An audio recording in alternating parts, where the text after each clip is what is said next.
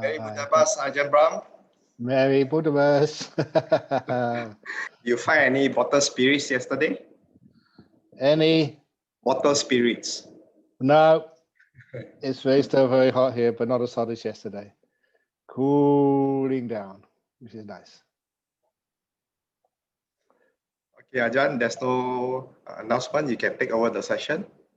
Okay, it's not quite 9 o'clock yet. Is everybody ready? Wherever you are in the world? Yeah. It's 5 more minutes to 9. Good morning, Ajahn. Good morning. Good Nice morning, Ajahn. Ajahn. There's a request yesterday that they didn't have the 5 or 8 precepts. Oh, okay. Yeah. Okay, I can give those this morning if they wish. We did it on our own, Ajahn. Excellent. But I'll just mention it in the beginning that a lot of times that the ceremony is not as important as the valuing and keeping what you have. Yeah. So we have somebody asked, can we start with a 5-minute meditation before the talk? Is what I thought of doing this time, because I have a bit more time with no speeches beforehand, is to finish about 5 to 10 for the toilet break, and then just end up at about 9:20, so to 8:55, and then we have a 5-minute toilet break, and then to go for the guided meditation from 9 to 9:20 or 9:25. How does that sound? 9 to 9:20. Good, No, Ajahn. to 10:20. Sorry, till we finish off. Is that okay with everybody?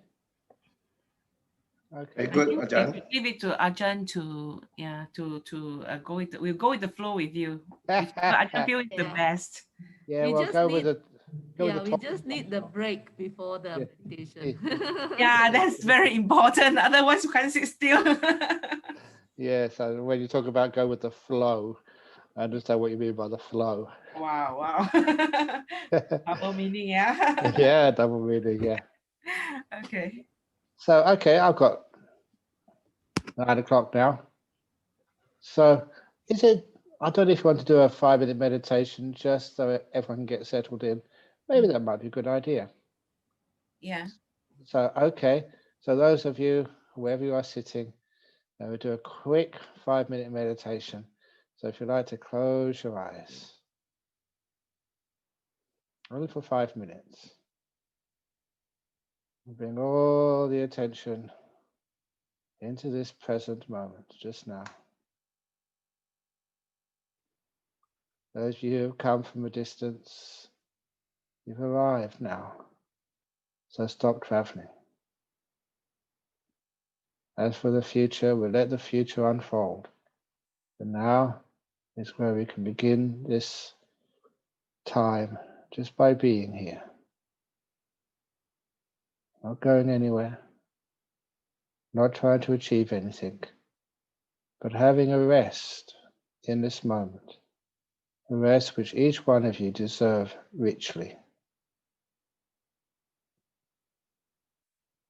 And we're not trying to watch the breath or scan the body or do anything. It's just to learn how just to be with whatever is going on right now. To feel the body, to feel the heat or the cool in the room in which you are sitting. To listen to the sound and how that sound affects one's body and mind. And if you're in a room with fragrant flowers, to be able to enjoy the beautiful smell of flowers put in the shrine. To stop going anywhere. To resist the urge to change whatever is happening now. And instead to open the door of your heart to this moment and welcome her in. You've arrived, you're here, enjoy. The next 2 minutes, I'm going to be quiet.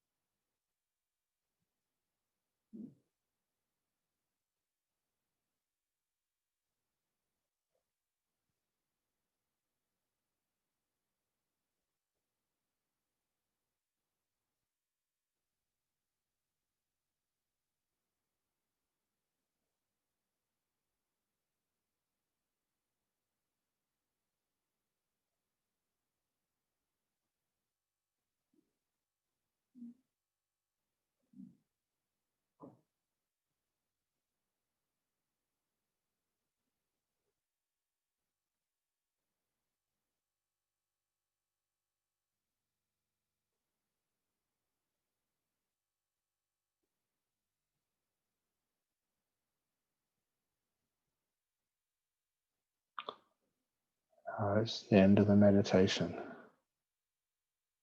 So slowly open your eyes. Come back to the world. Very good. Okay. So let everyone get themselves comfy again. I'll have a glass of water. Very good. So for today, I wanted to talk a little bit more about the meditation and how it goes deeper and deeper and deeper. And the simile I'm going to give today, it's an old simile, but one I always find useful because the simile describes meditation in a way where you can know what to do and how to do it and why it works. And you can find out all the difficulties to be avoided in this little simile of meditation. It's my old simile of the 1,000-petaled lotus. And I think nearly all of you must know this. You must have heard it many times. But the simile of the lotus allows me to describe the different stages of meditation, especially when we do breath meditation, in a way which helps us not regard them as something to achieve, but something where the next stage lies right within the stage you're in right now. And the way to move from one stage to another is not through effort, but through stillness and patience and kindness as the mindfulness increases little by little. So the simile of the lotus is where a lotus is closed up at night time. And anyone who passes by that lotus will recognize the outermost sheath. I don't even like to call it petals, because you can't compare the outermost one with the inner petals. The outermost petal is never fragrant. It's dirty, because it has to take the dust blown by the winds of nature. and it's like corrugated. It hasn't got a smooth texture, and it's quite thick, and hasn't got much of a color at all. And of course, we all know that inside that unpromising outermost sheath of the lotus is these beautiful, fragrant, delicate petals. And the deeper you go into that lotus, the more beautiful the petals are. And that's like the human being, the body and the mind. When we're all closed up, sometimes people don't realize there's amazing things inside a human being.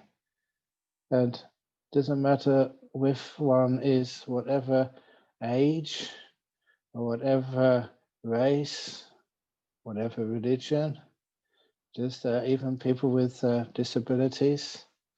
The inside each one of those people is this beautiful petals of the lotus. It's just learning how we can open the door of our heart, open to the inside of ourselves. So the outermost petals is the body, and when the sun comes up in the morning, the warmth and the light of the sun hit the outermost sheath of petals, and it opens up. And that allows the next layer of petals to receive the warmth and the light of the sun so they can open up, which allows the next layer of the petals and the next layer and so on. And so many petals have opened up, the sheath of petals or the layer of petals which is closed only now can receive the warmth and light of the sun and to open up itself. And that's how the lotus opens up all the way to the middle. And the warmth and the light of the sun, as many of you know, having heard this before, the warmth and the light of the sun stands for warmth equals kindness, and the light, mindfulness. And it's the mindfulness and the kindness which open up the body and open up the mind. And quite frankly, that's all one needs to do in meditation. Develop that mindfulness and kindness. And the body and the mind just open up to deeply inside to see what's right inside of you. And it's always incredibly beautiful and very poignant. So you start off, as I was mentioning yesterday, by being aware and kind of your body, learning how to relax it. That's how the kindness is working. Your body relaxes so beautiful, so deeply, and it becomes delightful. You enjoy it. And as I mentioned also, anything which you find enjoyable, you don't really need to put effort to observe it or be mindful of it. Enjoyable things are very easy to be mindful. The mind just gets drawn into it as it is its nature. So once the body becomes really relaxed, it's easy to stay there. And as it becomes more and more relaxed, as I was teaching yesterday, you find that the body just gets very delightful, and the delight makes the body even more relaxed. Until the body gets so relaxed, there's hardly any ache or pain or tightness or tension anywhere in that body. And then the body just is no problem anymore. And it's such a sort of an easy body, a body at ease, that the mind can very easily just go inside of it, onto the mind.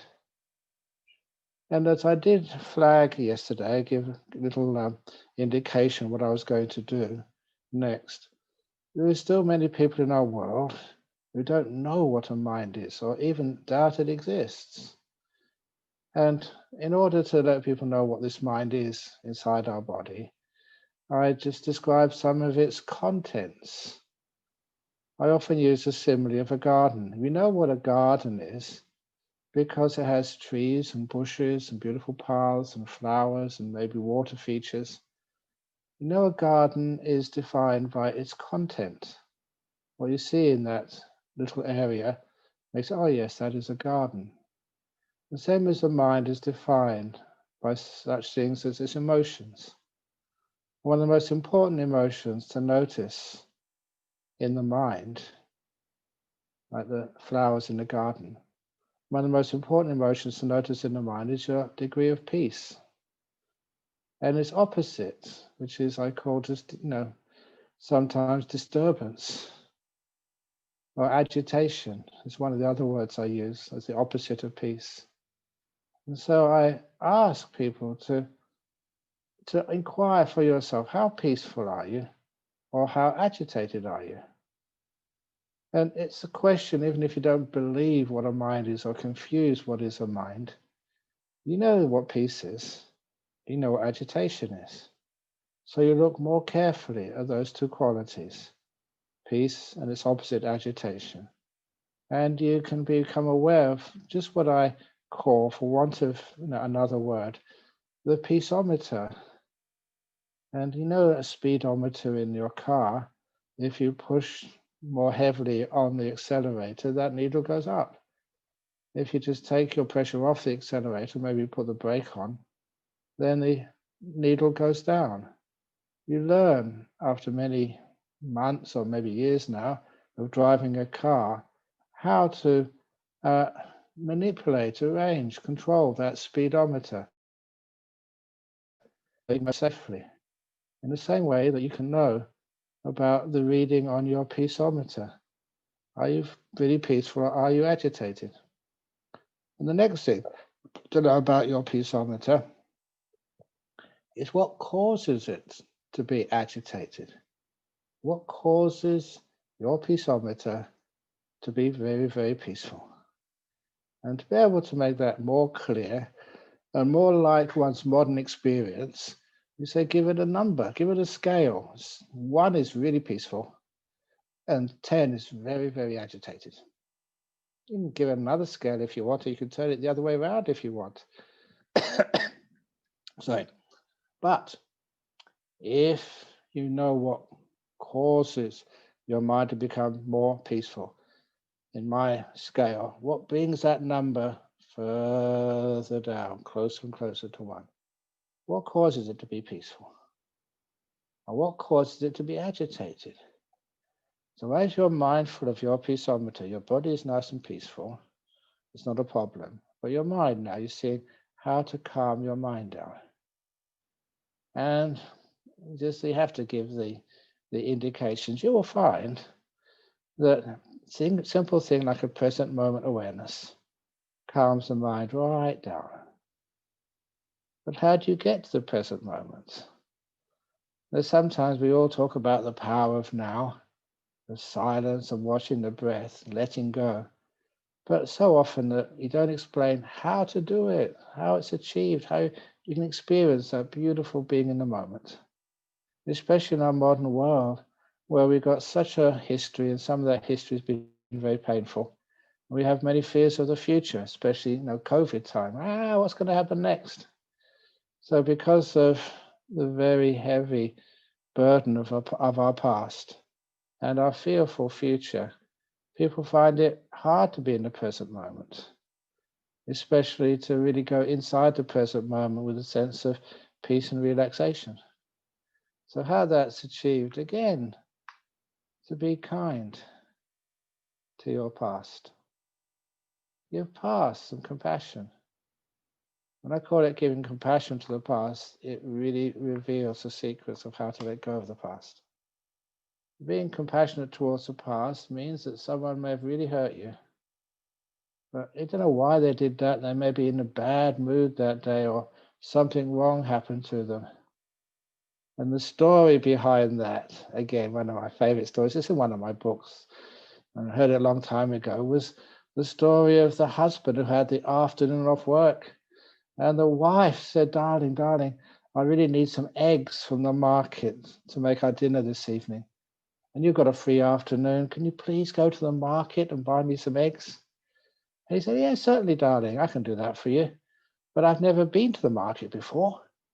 So she gave him a little map of where the egg store was located in the market, gave him some money. And off the husband went, a nice free afternoon, having a leisurely stroll to the market to buy some eggs for his wife. And when he got into the marketplace, whoa, this young man came up to him, maybe about 18 or 19, came right up to him, almost nose to nose, and said, my goodness, you're the ugliest person I've ever seen in my life. You've got a face like a camel, the back end of a camel, that is. And I don't know what you use for your aftershave, but you smell like dog poo. Actually, he never said that. He said things much worse. But I do remember, I'm a monk. I'm being a monk, I'm very sensitive, and I don't know all these bad words which people use every day. I don't watch the TV, so I don't hear them on TV either. So how would I know what people would say to one another, to actually really upset each other? But anyway, I just use like, you've got a face like a back of a camel. Or you smell like dog poo. Okay, that's good enough. But anyway, remember this was right in the marketplace and everybody could hear this. And this husband got very upset. He said, I don't even know you. Why do you say such rude and nasty things about me? And that just got the young man getting even just more sort of verbally aggressive. And soon the husband could take it no longer. And he turned around and he went home. And as soon as he got back home, he slammed the door shut as he walked in. And his wife said, oh, darling, you're home early. Did you get the eggs? No, I didn't get those eggs. I never want to go to that stupid market ever again. It's a terrible place. It's horrible. I don't ever like going to those markets. They're terrible. People are so uncivilized and uncouth. I don't know how you can stand it up there. It's a terrible place. Anyway, I know if a Tasman is listening, the first time I told this story, I went at greater length, this big public talk, and asked me now translate that. You don't need to translate it. You know what's really going on there. The poor husband was so upset. He'd been verbally abused in public and he was totally innocent. He hadn't done a thing wrong. And then the wife let him just let it all out. And then she said to him, what happened? And when he said about this young man rather, coming up and verbally abusing him, that's when the wife said, oh, that's him. He does that to everybody. A poor young man, when he was a few years earlier, he had this terrible accident where he fell over and hit his head. His brain damaged. And because of that injury to his head, he can never go to school and get a degree or get any qualifications for a job. He will never find a nice girl to share his life with in marriage. That poor guy, he just hangs around the marketplace all day. We know him, we're kind to him, but how can you sort of criticize him because he's brain damaged? And as soon as the husband heard that he was getting angry about being criticized by someone not in their right mind, all his anger and his feeling of being hurt just totally disappeared. How can you get angry at what sort of a crazy person says about you? So his wife saw that he calmed down and said to him, darling, I still need those eggs. And so I said, okay, don't worry what that boy says to you because he's crazy. I won't mind. Poor thing. Must be terrible for him. So we went back to the marketplace and the boy saw him coming. Here comes Camel Face again. Here comes, hold your noses. Here comes a guy who smells like dog poo. But this time it didn't matter to him. This time he could go to the store and buy his eggs and come home without being upset at all. And the moral of that story is this. Why get upset about the past? If someone has been really mean to you, they must be crazy. Honestly, they must be crazy to be mean to you. If your husband just shouts at you when you come home from meditation, just think he must have hit his head that day. Temporary insanity. And so that is a way of looking at people who've hurt you in the past. They haven't been in their right mind, been in difficult situations, and they made stupid choices, they made mistakes. So when we give them compassion, we find it doesn't hurt us as much. When we give ourselves compassion, all the terrible things we've done, the mistakes which we've done, and the wrong things that we've said, we give ourselves compassion and kindness. It softens the past. When the past gets very, very soft, it's easy to let it go. When it's hard, it's what we call unfinished business. We think we need to learn something from it or change something or do something to correct it. But what it needs is this beautiful kindness and compassion. And then the past gets so at ease and peaceful. It's easy to let it go. In fact, it goes by itself. And then as for your future, as I mentioned in the questions last night, And people who are anxious and afraid about the future is always looking at the future with a negative mind, seeing all the 2 bad bricks in the wall of your future instead of the 998 good bricks in the future, thinking about all the things which might go wrong and never thinking about the things which might go right, which are usually just more likely than things going wrong. So you look in the future, don't be afraid. Don't say, oh, what if it all goes wrong? Say, well, what if it all goes right? Don't think, what if I get COVID? Say, what if I don't get COVID? Instead of saying, what if people don't like me? What if people like you? So you change your attitude to the future to something really positive, compassionate to your future. But when you're compassionate to your future, kind to it, you're not afraid of it. Even just what people say, can we do some meditation on dying? Dying is, I sometimes do the meditation on dying, but I prefer death. In other words, not the process, but what happens after you die. And all of the people who are listening to this meditation session, it's all incredibly good karma you're doing. You're always wonderful people. And I'm not saying that just to make you feel good. I'm saying that because that's the truth. You may think, Ajahn Brahm doesn't know all the bad things I've done. Yeah, of course you've done some bad things, but you've done huge amounts of good things. So you're good people. I always like thinking of death just after the pain of dying, or discomfort of dying. And then afterwards, once you're dead, yay, you're free. And you can go to a much younger body, or even just a much healthier place, a more sort of free environment in your next birth. So it's just like, if you've got an old car and it's just really hard to run and it's always breaking down and causing you delays and problems and difficulties. And when you die, you get a new car. Yay! What car do you want in your next birth? A Ferrari? A stretch limo? You make lots and lots of good karma, and it's like your body is brilliant in your next life. I don't know what I did in my last life, but maybe you didn't get sort of a drop-dead gorgeous body in this life, but it's a very healthy body. It surprises me sometimes, just how I haven't had any major sickness for years, and how just even now I feel so bright and healthy. I must have done some good karma in the past. So if you're very sickly and old and just it's hard to drag yourself to this or to that, so if you do after death, yay, wonderful, free from this old body. But anyway, if you're compassionate towards your future, you've got nothing to worry about, which means you can let go of your future very easily. You soften it with kindness. You soften the past, you soften the future, this wonderful kindness, and then you can let it go. And you find that causes so much peace on your peaceometer. That reading goes right down.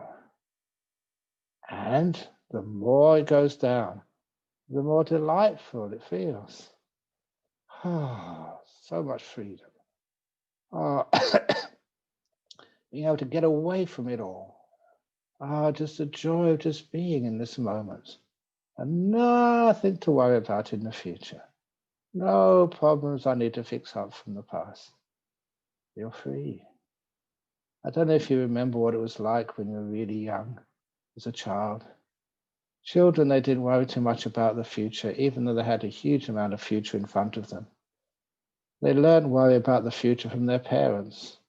Or say, you've got to do the exams next week, you better study. You've got to do good in your exams because you're going to go to university, I hope. And we learn to worry about the future. But real children, they can just, in the present moment, you can see just how free and happy and joyful they are. That's how you can be in your meditation. A little child just enjoying this moment. And if something happens, you can let go of the pain of the past so quickly. See, little kids, they come to a monastery at school holidays now. They come to my monastery and sometimes they're crying at each other and they're just really upset. And one person, they hit somebody else, or they've been cruel to them or something. But 1 minute afterwards, they've forgotten that completely and they're playing like their best friends again. I always look at that and learn from it. Why can't we let go of the pain of the past so we can be friends in the present? So little by little, we let go, and through kindness of the past and future, we come into this present moment. We're kind to this moment. At first, this moment, present moment, may not be exactly what you wanted, but it's more than good enough. And it's, after a while, it becomes really, really delightful. Just being here. And as I used to mention to the monks I would teach meditation to, just this much is more than good enough. Just being in this moment, enjoying it to the max.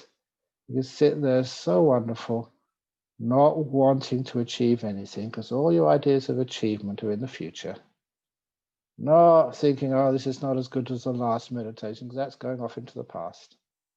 Comparing. Instead, we're just enjoying this moment, free from all comparisons, free from all aspirations for something in the future. You're just enjoying being now. Or it's one of my favorite sayings goes, when you want something more, you cannot enjoy what you already have. And just being in the present moment is more than enjoyable. And you can really enjoy it now, when the past and the future have vanished. You've opened up that first layer of petals underneath the body, which I call time, and you're in the present moment. It's a beautiful place to be. And what happens next?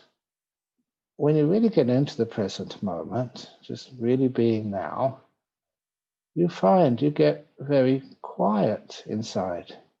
The inner conversation, the thinking, the naming, the making decisions, all that stuff which we call thought, hasn't got time to exist. If you notice, your thoughts are either commenting on what just happened or happened some time ago. There's a lot of past in your thinking. Or it is planning for the future, what you're going to do next.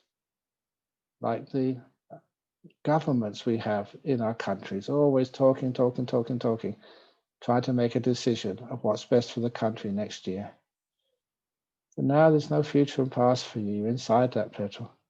It's just so easy to be silent. You're enjoying this moment.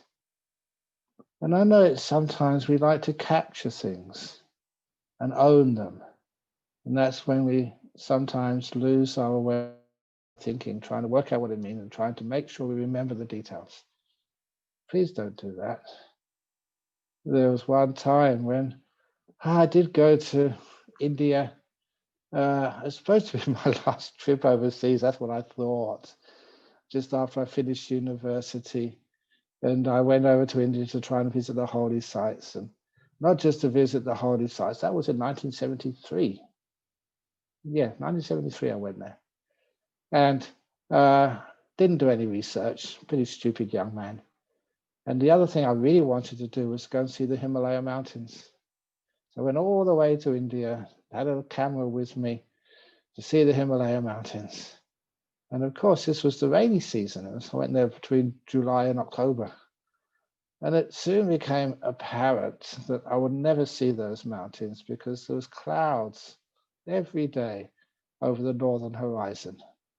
And the mountains were blotted out by the weather system. It was monsoon season. So I soon gave up all hope of seeing those mountains. Just like some people when they're meditating, think, oh, they're hopeless, they can't get deep meditations, and they give up all hope. That is an excellent achievement, to give up hope. Because then things happen. So I was up in the northern Nepal somewhere, and it was a post office van who were giving us a lift up to the border between Tibet and China in those days. Tibet and Nepal, or China and Nepal, whatever you call it, you know what I'm talking about. And going really far north, and the post office driver stopped for lunch. So I was traveling with a couple of other people. There were 2 Americans, a guy and his wife. And there was a little hill. We decided just to climb it for something to do.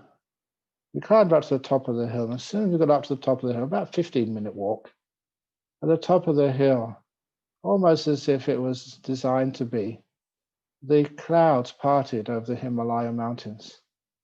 And it was absolutely breathtaking, gorgeous to see the whole range of the Himalayas from the east to the west in clear sky. Oh, it was just beautiful. And you know what this stupid young man did?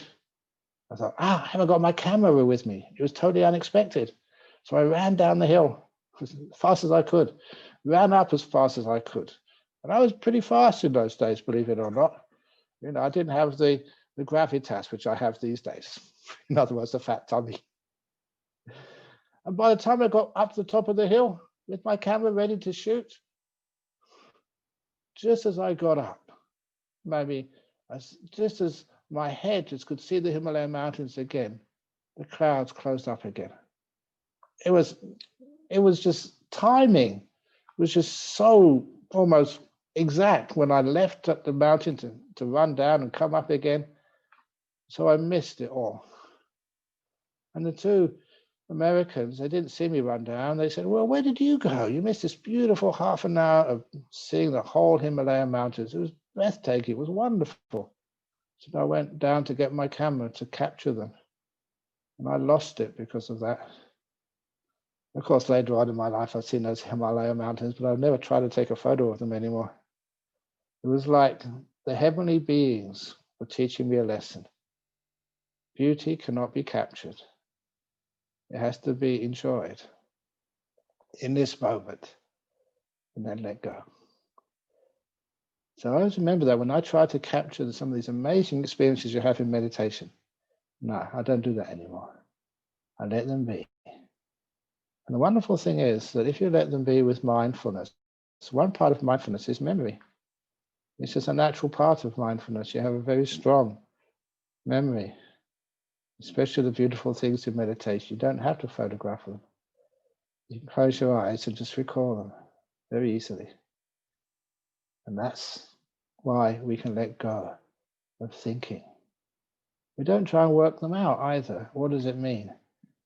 You'll be able to work everything out afterwards, not during. So just let the meditation just happen and let the thinking come afterwards. That's what I learned as a scientist. You never think about the results of all the readings you're taking in your experiment. You learn how to record everything calmly and don't figure out what it means until the end of the experiment. Then you can draw the graphs, make the conclusions, but not why it's happening. So there we go. You can let go of the past and the future, and then go into this beautiful layer of petals called present moment. And the layer of petals of present moment opens out, and inside you see the silent mind. Now, when you first experience silence in meditation, sometimes people get afraid because it's thought we think is going to protect us. And we work out how we're going to be safe. We work out what we're going to do if this happens. Just we work out what our enemies are, what our safe things are. And all that thinking just is not accurate.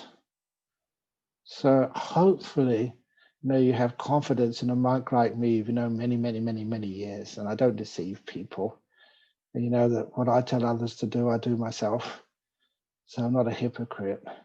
And so you can see just from my smiles when I start to remember these beautiful states of meditation, they're totally safe. And so you can allow the mind to be silent and you'll be fine. You'll be safe. You'll be at peace. And once you can trust in that silence, you have kindness to silence as well as the awareness. This beautiful layer of petals stays open. So just have the silent mind in the present moment. And that's pretty low reading on the peaceometer. And then what happens is not what you do. That layer of petals called silent present moment awareness opens up. Just because of kindness and awareness. I should mention that at this time your awareness is much stronger than when you started. In other words, you can see more. You can feel more. You know more. There's more texture to what you're experiencing. And there's more detail available. And it's this nature happening. The mind wakes up as it goes inside. And as the present moment opens up, what's next? It's your breathing, the breath. And the reason it happens, it happens naturally. The breath meditation is not something you decide to do. It's something which happens in spite of you, because the breath is still one of the only things moving. The heart is still beating, but we try to avoid the awareness of the heartbeat, because if you try and calm that down and make that perfectly still, you're in big trouble. You're going to die if your heart doesn't beat. But your breath can be very, very peaceful. And that's enough to take you into the deeper meditation states. So usually we become aware of our breathing. And as I mentioned yesterday, that when you become aware of your breath naturally, it's always much more pleasant. If you decide to watch your breath, because you're putting some force into it, you always tend to interfere with it. Even like people who perform to the highest level, either in sport or in music. I remember one of my friends, he was an ex-monk, he married this classical Indian dancer who was one of the top classical dancers in India. A lot of people she was competing against. And she was on the front cover of magazines in India at the time. And she said that she could perform to such a high level through training. But when she performed, she said she had to forget everything she'd ever been taught and let the dance happen, to get out of the way and just to be a passive observer as her body did all these incredible, graceful, beautiful moves. She said that's the only way she could actually perform to that type of level. She didn't do the dance. She let the dance happen. And that's exactly the same with meditation. You just let your lotus open up. Your only job is to continue that kindness and mindfulness and the patience as well, which is part of kindness. And then the mind just gets so still. It's got nothing else to watch but the breath. And at that time, the breath does become delightful. And of course, if you ever read Anapanasati, there's different levels of breath meditation, to watch the breath go in and out, and then to watch the whole of the breath from the very beginning to the very end of the breath. Again, these things happen natural. You know the breath going in, going out, and because you're very calm and still, that layer of petals opens up and you see the whole breath, from beginning to end. And that's fascinating to experience, because we always think, what is the breath? In, out, in, out, in, out. Pretty boring. But when your mindfulness is increasing, you see even the beginning of an in-breath, really very start of it. And it just grows. There's hundreds of different sensations until that in-breath starts to fade away and then stop. It's a beautiful process. And you see this space between the in-breath and the out-breath, the pause. And then the out-breath begins. Totally natural. You don't decide when to start breathing out. The lungs do that. The lungs are very, very good at this. So you don't need to interfere. Your job is just to observe, to be mindful and be kind. And then you find the breath goes out and you discover amazing truths. In all your life, I don't know how many in-breaths or out-breaths you've breathed. There's never two the same. The breath you're breathing in right now is totally unique. You never breathed in a breath like this ever before. In all the years, there's thousands of breaths, and every one has been different. I think you can sort of understand that, but start experiencing it, and it makes the breath a fascinating thing to watch. So we just haven't looked there before to see its uniqueness, diversity, and it's the breadth of experience in the breath. The breadth in the breath. But anyway, as we look more closely at it, we see all of this, and it becomes very enjoyable. And I remember when I taught about this to some others, so what do you do, when you're on holiday or when you have a retreat? I said, I just watch my breath. When you get bored watching your breath for hours and hours every day, no, not at all. It's delightful, it's fascinating. And so this is where the delight and fascination, that is actually what holds your attention to the thing we call the breath. You don't force it. You don't worry, if it runs away, I'm going to bring it back again. And if you keep wandering off, it means you're not ready to watch the breath yet. There's not enough peace and quietness, and the mindfulness is not strong enough yet. We go back to some of the early stages of the lotus. When those lotuses are really fully opened up, then you're really, really in this moment. Not a care in the world. Not worried about your body. In this present moment, you just watch this breath and it becomes a delightful abiding. And next layer of petals, these are the really juicy ones. It's hard actually to find words for these things, but it happens to everybody sooner or later. And you're just watching this breath and it's just so fascinating and delightful. Like sometimes I call that its own little layer of petals, the delightful breath. And from the full awareness of the breath, that layer of petals opens up and the breath becomes delightful. It's a joyful thing to watch. You're really happy inside.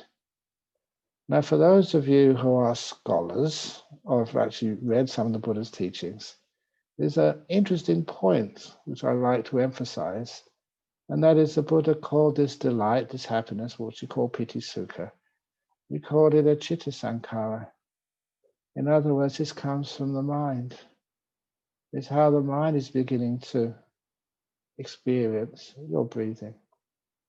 The physical feeling of the breath is starting to disappear. That's the kaya sankhara. That disappears and the mental experience of the breath starts to take over. That's just so delightful and happy. You are making a transition from the body to the mind. The body, with its five senses, is turning off. And the mind is just turning on. And that's always so incredibly delightful. This is your real mind, not imaginary mind, not a brain. This is your mind. Beautiful, delightful. And so, then you see when the delightful breath, the delight grows and grows and grows, and then that layer of petals opens up to the nimittas, the citta, the mind itself. And this is just where you'll see these wonderful images inside your mind. Most people see images. At first, those images may be just quite coarse, but nevertheless, if ever you see a coarse nimitta, hopefully you've heard me teach before, and the thing which works more than anything else is actually to have some trust in what I say. Just look for the most beautiful part of that nimitta. And you find you do zoom into the most beautiful part. It's like your mind focuses on the joyful part. And one of those stories when I started doing nimittas years and years and years ago, I'd see this one nimitta which I saw, a vision, when the mind was very peaceful, the breath had softened and just disappeared. I saw this English landscape, like green hills and a river down the bottom and trees and a beautiful sunny day. And everything was just so wonderfully nice. The greens were more green than usual.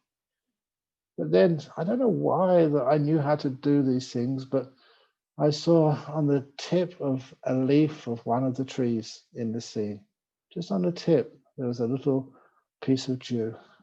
And that was sparkling in the sunshine. And my mind got drawn right to that one single leaf on that tree, zooming right into that sparkle. And does that sparkle fill my mind? You've got the beautiful, bright, gorgeous nimittas. Simple, just a single light, sparkling and just overcoming your mind in bliss. So you always look for the beauty in things.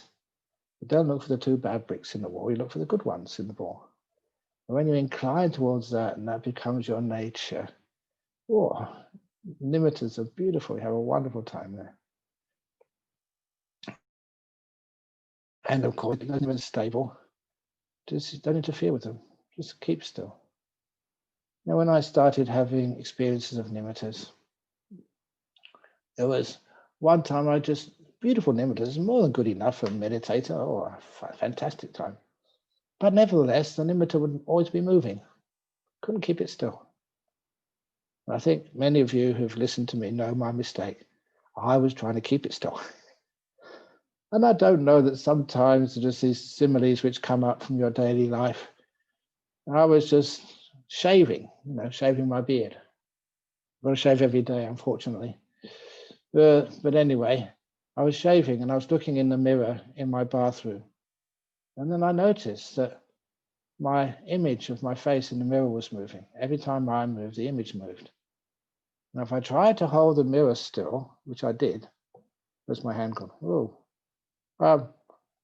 hey, I can't see. That's better. Sometimes, when you have a camera you don't know where the camera center is. So when you're trying to hold the mirror still, perfectly still, my face was still moving. So the image was always moving. And I realized trying to hold the nimitta still was the wrong thing to do.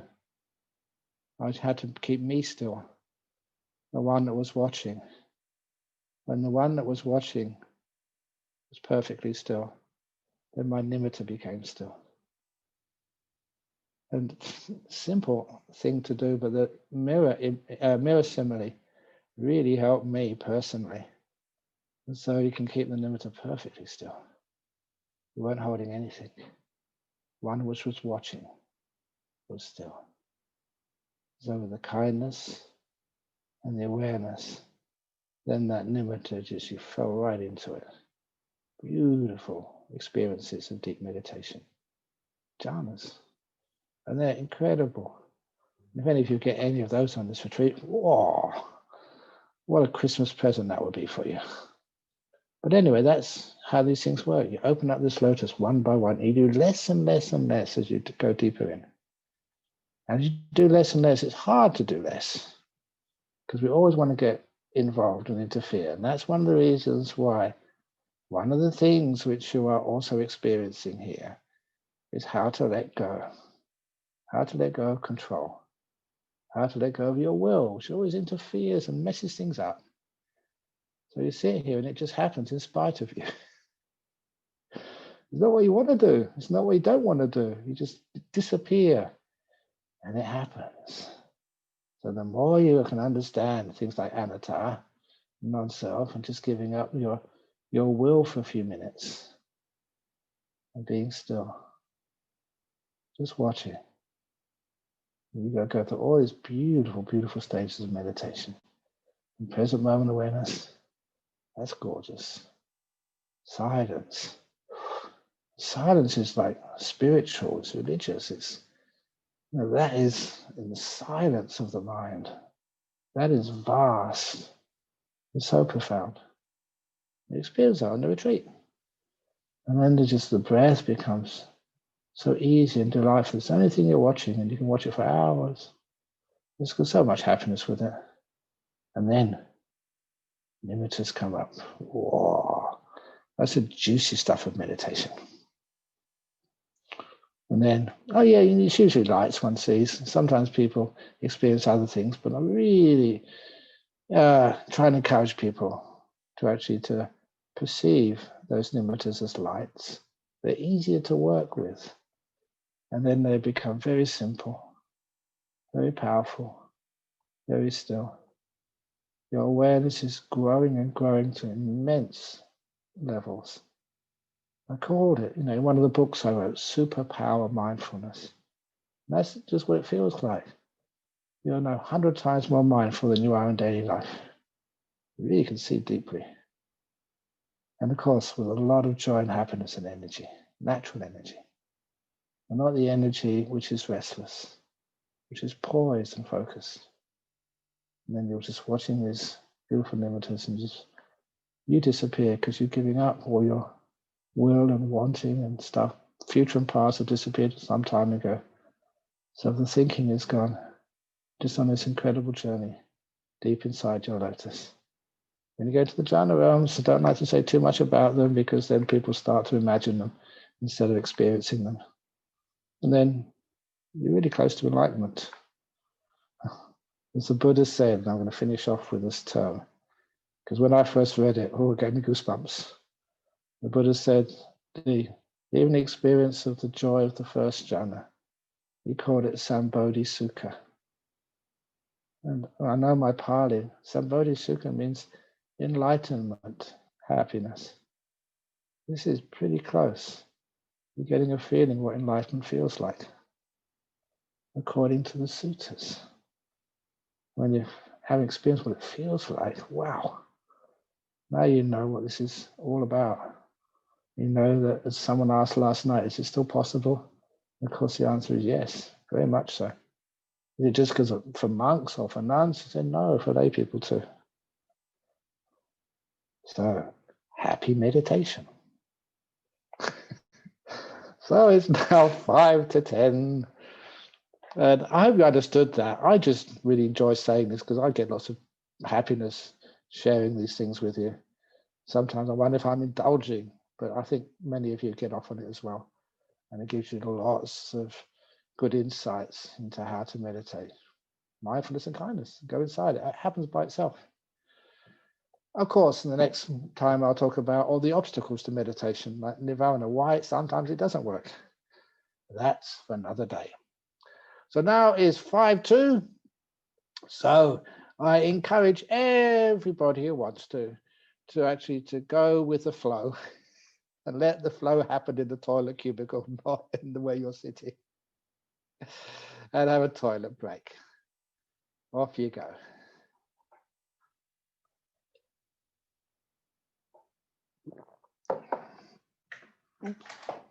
I've got some more water.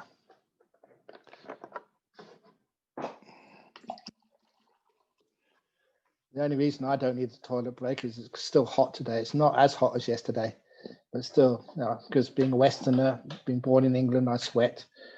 And not because I give a tour up, but just the heat. And of course, that gets rid of a lot of the excess moisture. So I don't need to go to the toilet so often. But I have to keep hydrating.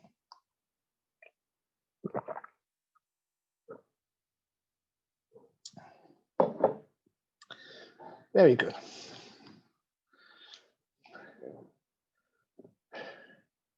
Oh, by the way, is the organizers, have we still got, I've got 379 participants on here. Is that how many we've got listening? Yes. Ah, good. Because about 100 is in the hotel. Oh, so yeah. it's not in here. Oh, okay, yeah. Yeah, they log into one device. Oh, okay, yes. So it's about 400 or 500. Okay, that's pretty good.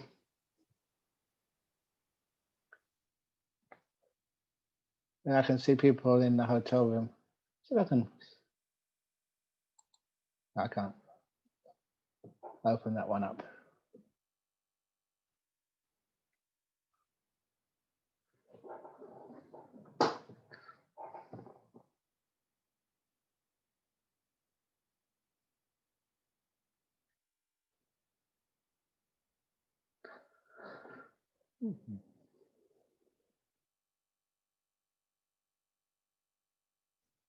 And of course, in a few minutes, when I go down at 10:30, expect a lot of people down below.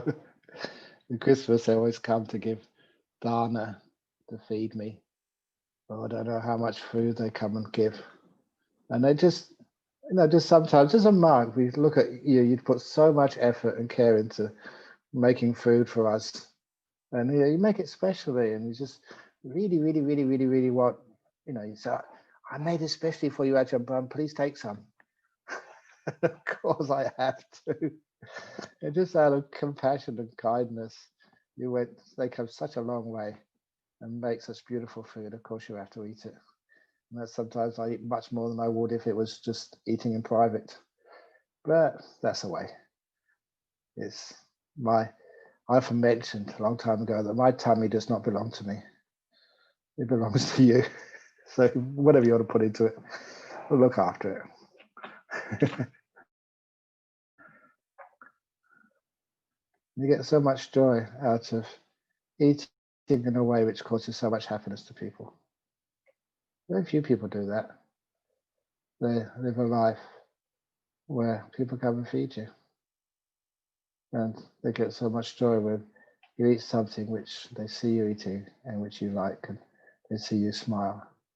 They find so much happiness from that. And that makes me happy as well.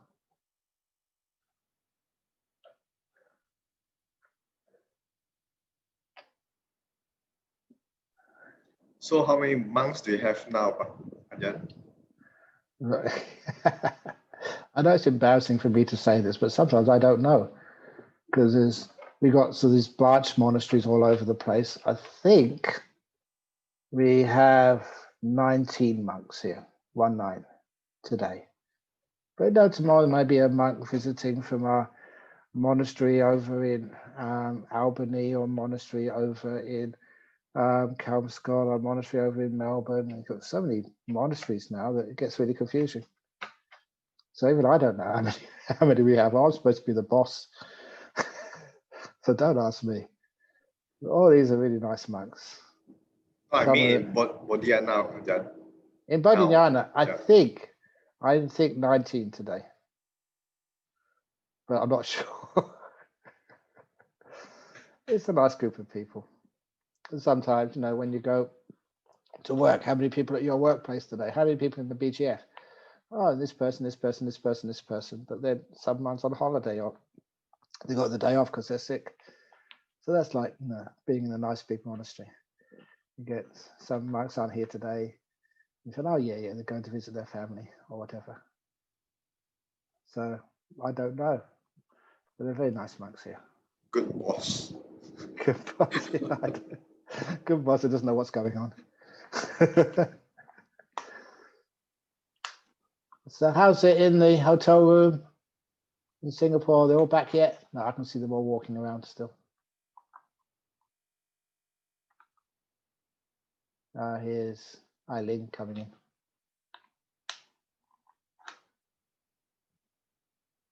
Oh yeah, Eileen says, most people back? And she's muted, so I can't say. Yeah, she's got the thumbs up. Okay, so we can start the 20 minutes guided meditation. And today, because a bit more organized today, at the end of the meditation, I will just say meditation's ending now. So you know that it's ending. But those of you who want to be rebellious and keep your eyes closed and carry on, please carry on. Because meditation is the most beautiful thing to do. And you can always eat and do other things other times. So anyway, here we go, the guided meditation. It's going to be like yesterday, but a bit quicker on the breath, on the body. So we can go into the peaceometer and onto the breath. And then see what happens. So closing your eyes. And once again, I've got to be aware of my posture, and the way I'm sitting on this chair is really all over the place. It's a terrible posture. So I'm going to move now to a meditation posture on my office chair. And please, wherever you're sitting, also get it nice and comfy.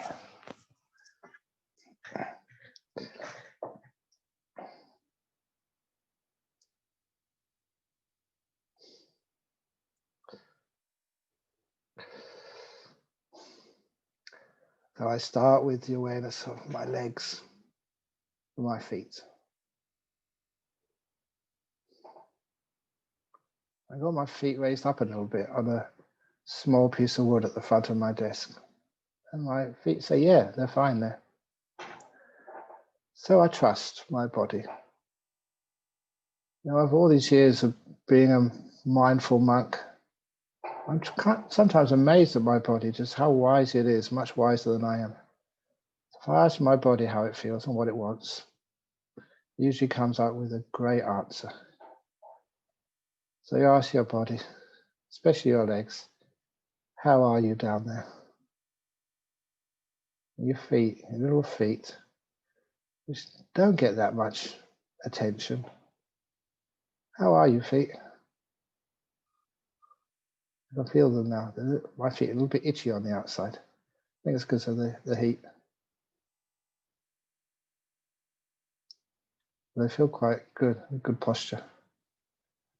Then I go up my ankles. Ankles are nice and strong.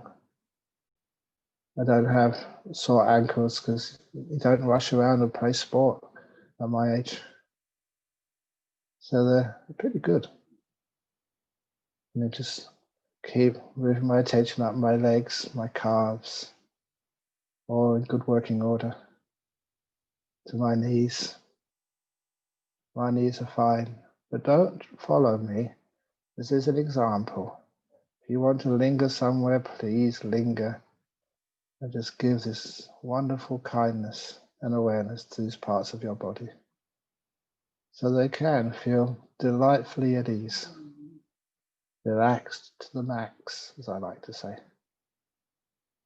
Then you go up your legs to your thighs.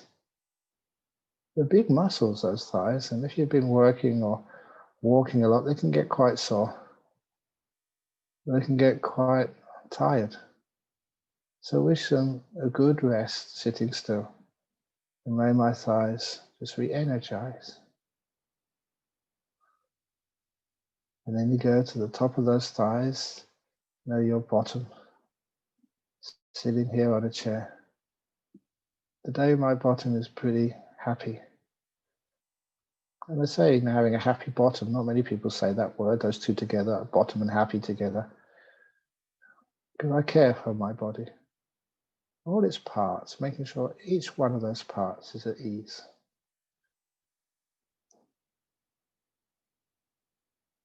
And then from the bottom I go to my back. I have a stretch. I love having a stretch. Oh yeah. It's like almost like free joy, free pleasure. Oh, that's nice. And it's good for me. And then I let go.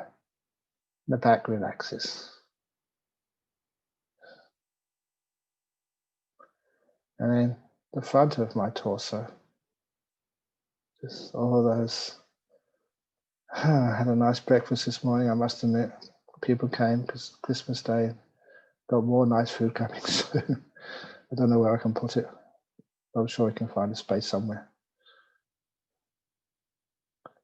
So my digestive tract is really content this morning. How's your digestive tract? If there's some tightness there, just give it kindness.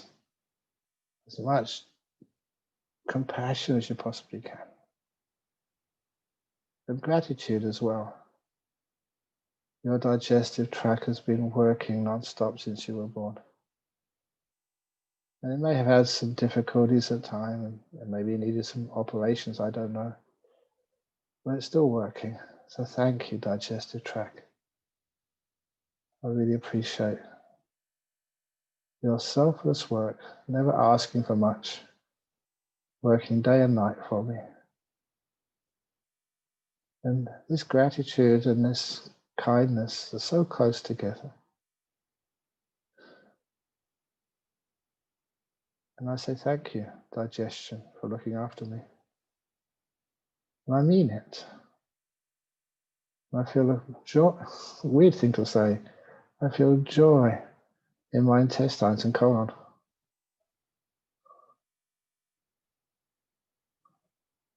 It's almost as if they appreciate just being noticed for once.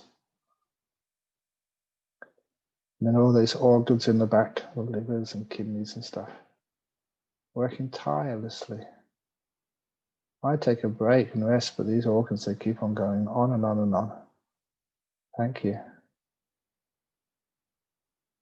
Then my stomach and lungs and heart in the front. Feel them.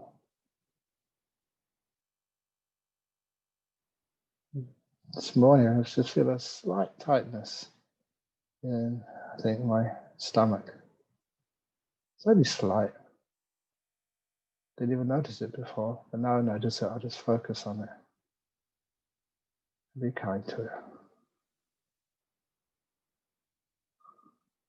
And mindfulness notices how things change.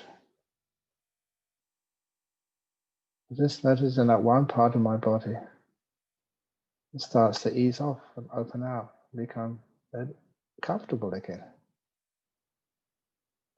Kindness works. And if it doesn't work, it means sometimes you haven't really understood what kindness is yet. So keep experimenting until you can take a part of your body and really bring it to a state of peace and ease. Whatever you did there was probably real kindness.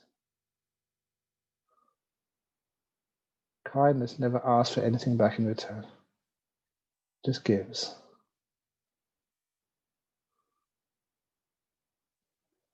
And I get to my shoulders. I learn how just to relax some more, which means not holding them tight, keeping them nice and loose.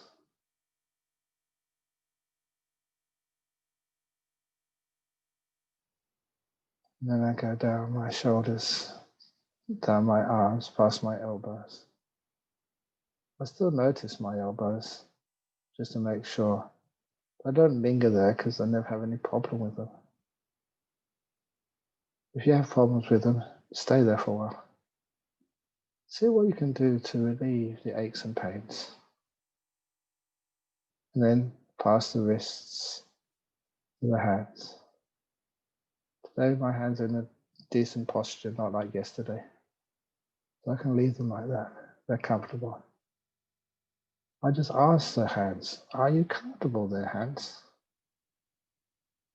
And it's amazing. I learned to trust asking questions of my body and listening for the answers. They always give me an answer, and it's such a wise answer.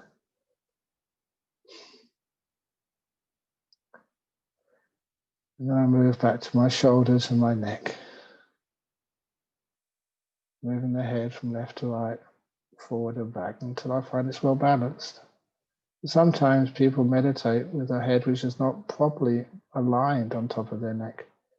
So they just get neck aches and headaches as well. So easy to avoid.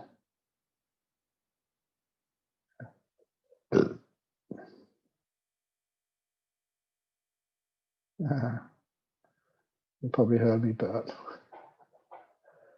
And that was a result of that little tightness I felt on top of my stomach. A little bit of air was caught there. Now it's out. Then I go to the front of my face. Experiencing the sensations around the eyes and the mouth, the forehead. Once I can feel them, it's easy to relax them.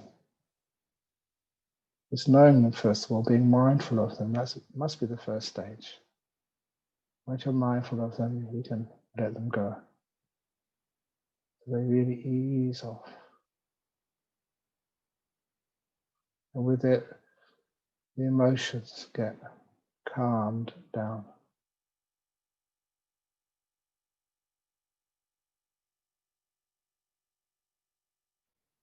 I didn't say this yesterday, but sometimes what I do is just I imagine behind my eyes, right between my ears, is my brain. Sometimes I just imagine just how hard it works. So it's just a visualization. I imagine just opening up the skull so it's on a hinge, like it's in a box, taking out my brain and putting in a nice little basket. And at the bottom of the basket is a nice cushion, or a mattress you might call it, and a pillow, and a little blanket. And I tuck my brain in that little basket. Just cover it with the blanket, tuck it in, and say, have to rest for 10 or 15 minutes. You deserve it, brain. I don't need to use you for this period of meditation. You can take a break, my poor brain. Then I go back to the whole body sitting here. Wow, it's a really good posture. Pretty relaxed. Much more so than when I started.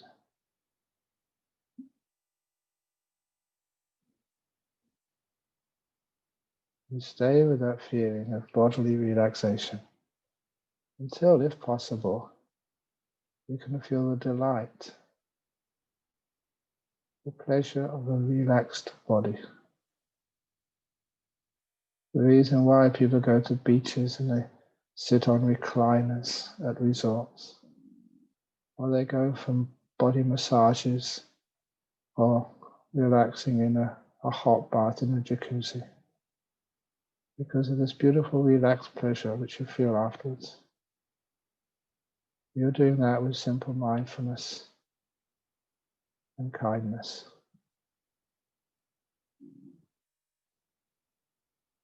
I've trained myself over years and I can feel it right now. It was gorgeous. My body feels totally relaxed. That feels good. And I stay there till my body gets so peaceful, I can go inside. So the business outside is all finished. And now, I look at my peaceometer. How peaceful am I now, Ajahn Brahm? Or how agitated? And I can be honest, because I don't need to tell anybody. Once I know how peaceful or how agitated I am, I'm looking at this area called the mind, at one of its most important faculties, peace or lack of peace. This is peace of mind. I spent so many years just watching peace of mind. You really get to know it very well. It's a wonderful thing to have insight into peace of mind.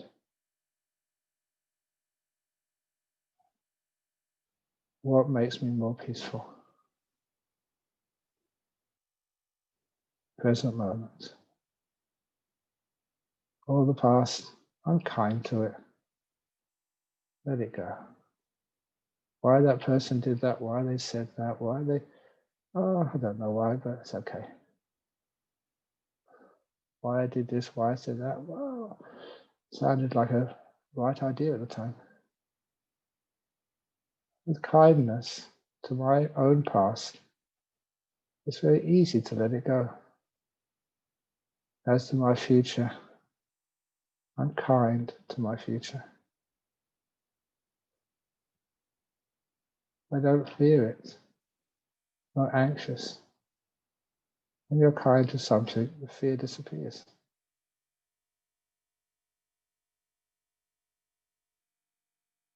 And makes the future vanish. And all I'm left with is this moment. And I keep being kind and aware of now. May not be the best. Still feel a bit hot here. But it's good enough. I open the door of my heart to this moment, which will never come again. And I'm at peace with it. Compassionate to the experience of now. I'm not going to take this anywhere. I'm going to stay here. Instead of going on to the next stage, I'm going to go in to the next stage. Right now, I have this moment. Go deeper into this moment. And that's where you find silence. You haven't got any space to think.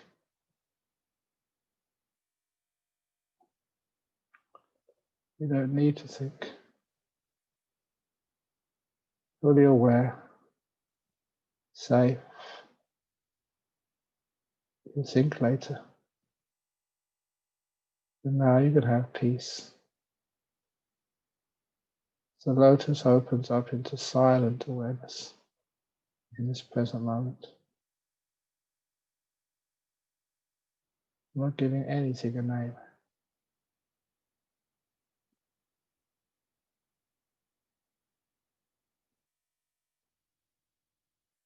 You will be surprised that soon automatically you become aware of your breathing. Natural. You don't seek it out. You don't try and hold it. You're just there. It's a peaceful breath.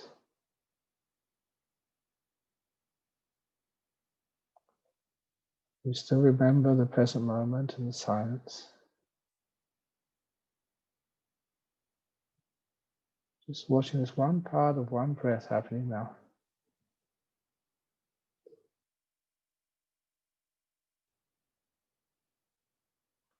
Really relax.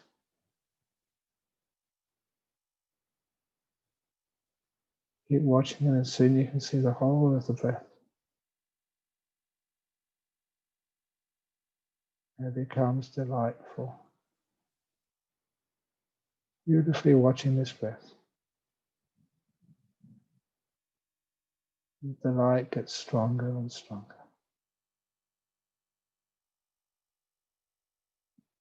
I'm going to be quiet for 2 minutes before we end the meditation.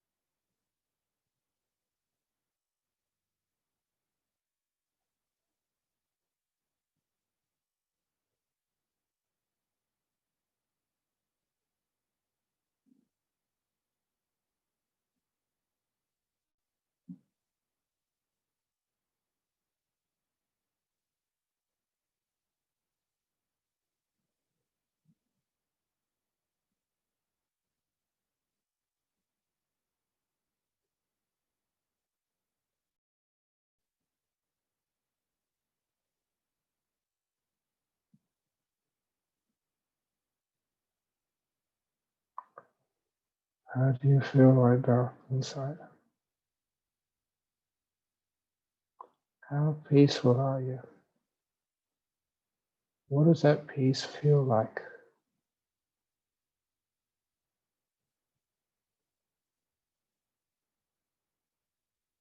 As we're mindful of peace, we get to know her very easily, very deeply. We're never afraid of peace of mind, which means when we see her even at a distance, follow her, go right inside.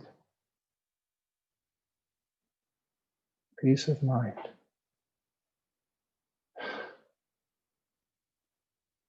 And as you come out to your body, how does your body feel?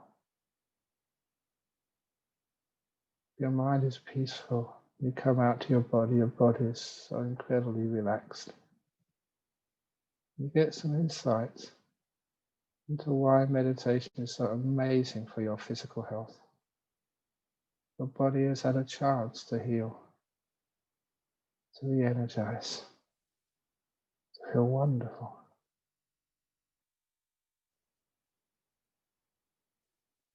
So now please open your eyes to complete the meditation.